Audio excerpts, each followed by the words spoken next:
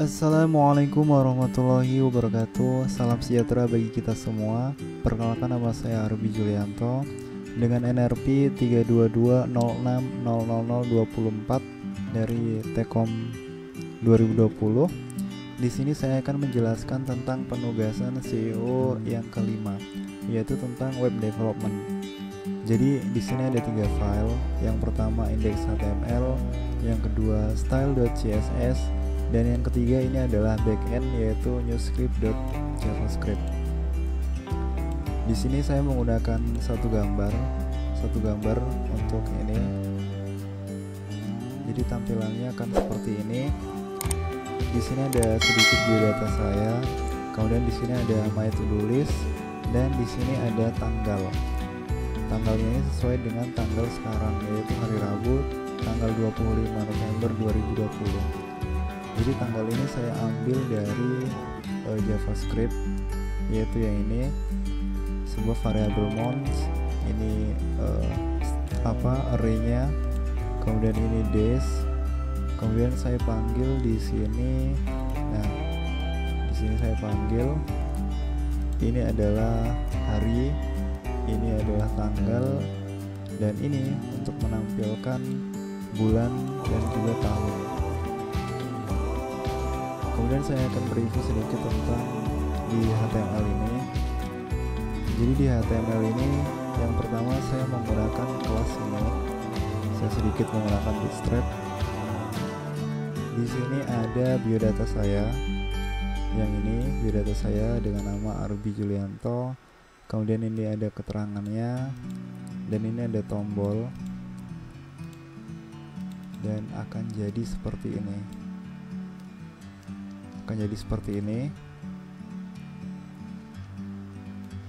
Kemudian yang kedua ada my to do list.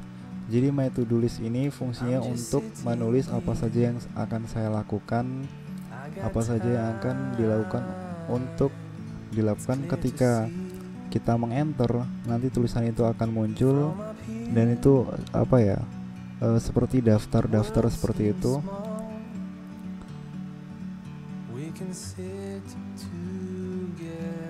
Kemudian seperti ini style CSS-nya. Saya menggunakan CSS ini juga. Seperti ini untuk menampilkan shadow, untuk menampilkan gambar. Seperti ini. Ini saya sedikit menggunakan Bootstrap. Kemudian ada yang di kanan ini ada tanggal. Jadi tanggal ini saya menggunakan sebuah card dari Bootstrap. Kemudian saya tulis di sini adalah harinya. Yang di atas ini adalah hari, dimana harinya itu sesuai dengan hari sekarang, yaitu hari Rabu. Kemudian di bawahnya ada tanggal, yaitu displaynya 2 dengan align-nya center. Displaynya 2, yaitu sekarang tanggal 25. Dan di sini yang terakhir yang di bawah ada bulan dan juga tahun. Seperti itu. Seperti ini. Kemudian di style CSS seperti ini. Jadi untuk penulisan ID kita menggunakan pagar, dan untuk penulisan kelas harus menggunakan titik. Kemudian penulisan CSS bisa juga dilakukan di dalam HTML-nya langsung seperti ini. Ini adalah penulisan CSS yang di tag style ini. Seperti itu. Kemudian untuk penulisan JavaScript kita juga ada di eksternal seperti ini. Kita juga bisa menuliskan di internal seperti ini. Nah, untuk menuliskan JavaScript di internal kita harus menggunakan tag script seperti ini untuk pendeklarasian sebuah array. Ini adalah variable date. Kemudian untuk menuliskannya, untuk memanggil itu kita harus menggunakan dokumen write, karena kita menuliskannya di dalam sebuah dokumen HTML. Seperti ini, write, kemudian di day ini akan tampil harinya. Kemudian ini ada tampil tanggal, dan ini akan menampilkan bulan serta tahun. Untuk mendeklarasikan, untuk memanggil sebuah JavaScript, maka ditulis dengan seperti ini, script type text atau JavaScript, kemudian src-nya adalah search file yang akan kita panggil, yaitu newscript.js. Untuk memanggil CSS, kita perlu menambahkan tag link, kemudian ref ini adalah alamat yang akan kita tuju. Nah, sekarang saya akan memanggil style.css di sini. Karena ini terdapat di satu folder yang sama, maka bisa dituliskan langsung nama filenya. Ketika ini berada di suatu folder, misalkan folder CSS gitu, berarti penulisannya seperti ini, /css, kemudian tambah slash lagi, atau juga bisa dengan menambahkan 2 titik di depannya seperti itu. Kemudian untuk backendnya sendiri, kita menggunakan sebuah JavaScript, yaitu ini JavaScript. Nah, di sini ada beberapa fungsi-fungsi. Jadi yang pertama ini adalah kita membuat sebuah variabel form, kemudian memanggil dari ID form container. Kemudian variabel input memanggil dari ID sebuah form input. Kemudian di sini adanya pengecekan data, apakah data itu kosong apa tidak. Kalau data itu kosong, maka akan ditulis seperti ini, kosong. Tapi kalau data yang kita inputkan itu ada datanya, maka ya kita akan mengisi data tersebut. Kalau di sini kan kosong, masih kosong.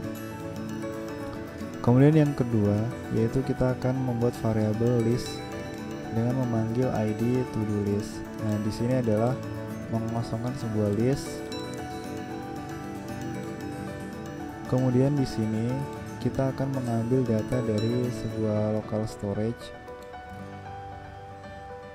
Dan kemudian dari local storage kita akan membuat elemen baru yang namanya div. Kemudian elemen-elemen tersebut kemudian akan disimpan di list data. Kemudian setelah itu akan dimasukkan lagi ke dalam variabel list. Jadi yang di dalam bawah, yang di sini di mana? Jadi yang di sini ini kan ada to do list. Nah, ini div. Ini akan dikosongkan terlebih dahulu. Kemudian ketika user mengeklikkan, maka dia akan kesimpan sebagai div. Elemen div. Kemudian setelah itu akan disimpan di list data. Setelah itu dari list data akan dimasukkan ke dalam variabel list.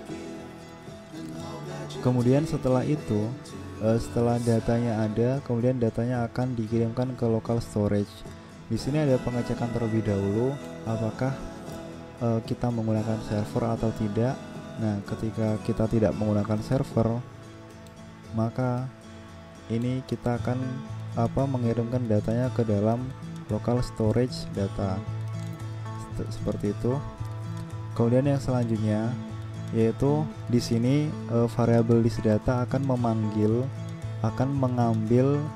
data atau elemen dari local storage yang telah menyimpan elemen-elemen ini tadi, data-data yang ada di sini yang sebelumnya sudah disimpan di local storage, maka akan diambil kembali, kemudian akan ditampilkan. Nah, setelah ditampilkan, nah di sini ada perintah klik. Jika list data itu dengan indeks tertentu dia akan diklik, maka berjalannya fungsi ini. Jadi ketika diklik, maka akan datanya itu akan dihapus.